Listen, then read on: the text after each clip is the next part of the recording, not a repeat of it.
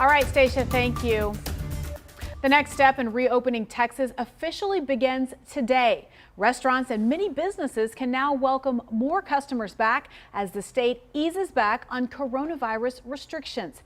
Erica Zuko is joining us this morning with why you won't see the changes everywhere. Good morning, Erica.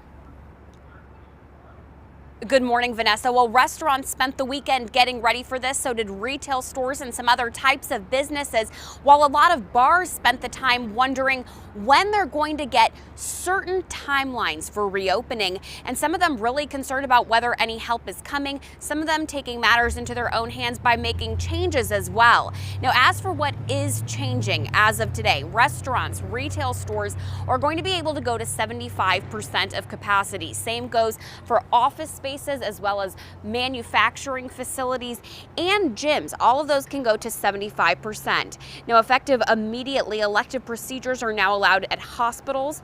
And as of September 24th, they're going to allow 2 visitors at nursing homes, assisted living, and long-term care facilities so that family caregivers can see those loved ones in person.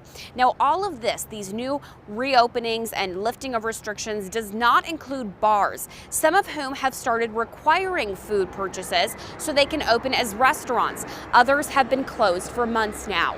The Texas Bar and Nightlife Alliance released a statement. They called it, quote, absolutely ridiculous that bars selling enough food can open, but that neighborhood bars that can't get new permits or aren't set up to offer food can't open their doors at all. The governor says his administration is concerned with the differences that come with bars, and they say that they are working with bars. The alliance, however, says it offered up an industry-supported plan but didn't hear back.